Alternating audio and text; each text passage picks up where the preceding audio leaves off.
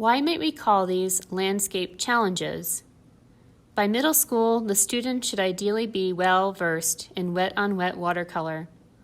Although the arts curriculum becomes more deeply focused on observational dark and light drawing, it is important to keep up painting while continuing to develop the sense for color. Now the students can hone their technical skills on a more advanced level, practicing their brushstrokes and attempting finer detail. Layered watercolor can also be introduced at this time.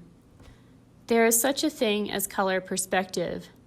Some colors feel as though they want to move towards you, almost jumping off the page, and others naturally recede into the background. Although this experience can vary based on how the colors are painted, notice what happens as I add the red. It gives the feeling of the mountains and color coming towards you.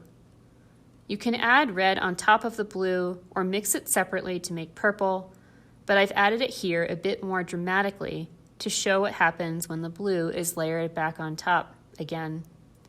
Notice how the mountains recede into the distance with the addition of the blue. Although landscape paintings are typically oriented in the horizontal or landscape orientation, we can also try them vertically or in portrait orientation.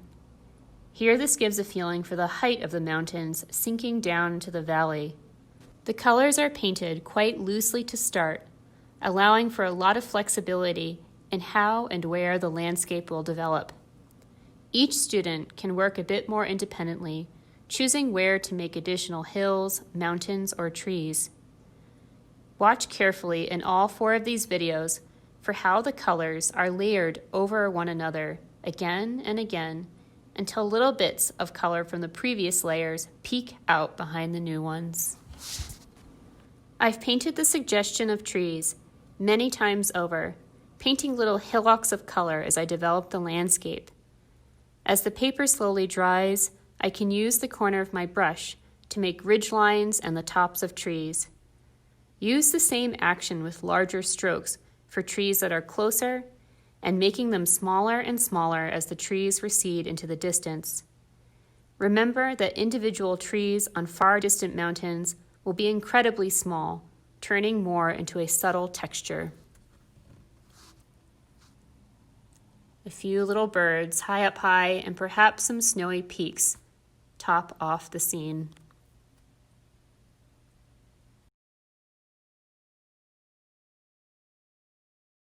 We will move through the following paintings a bit more quickly.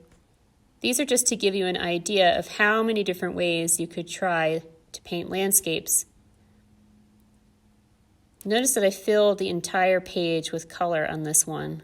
This will actually really aid in building up the scenery and creating dynamic and beautiful color contrasts. You can mix some paint on a separate piece of paper and add that to the page, depending on what colors are needed and what you're painting. I'm adding more and more tops of mountains or hills as I go. Little tops of the trees. I've mixed some gray to add to the mountain. And I'm allowing the paper to dry in different parts as I'm moving my brush around, focusing on different areas. You can use the technique of lifting off the paint to get some white flowers or to get some snow on top of the mountains.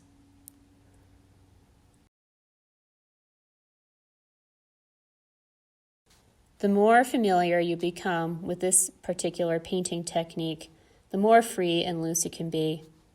This example is showing how the colors can be painted extremely loosely and quite simply to start, using close to primary colors, although not true primaries. Kind of waiting to see how I want to develop the landscape, inspired by something along the lines of what I've seen in Utah. Beautiful red rocks want to come towards you, but then the blue also helps with creating depth and crevices and places where things might be receding, even within the things that are closer to you. There's a possibility for making a ravine down below, or that could also be turned into a river. And just layering, layering, layering.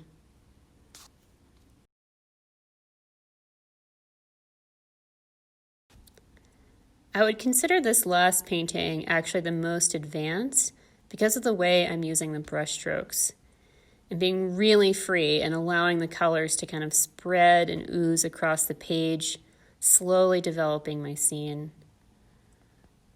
This painting was inspired by the time I went to Bryce Canyon in Utah, although it's not limited to making that as a true representation.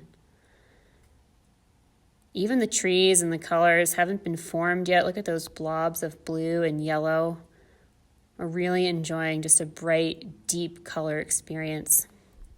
Finding textures with the brush and using sort of the scraggly brush to our advantage as it dries out.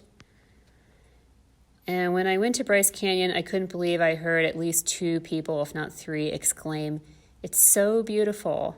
It's like a painting."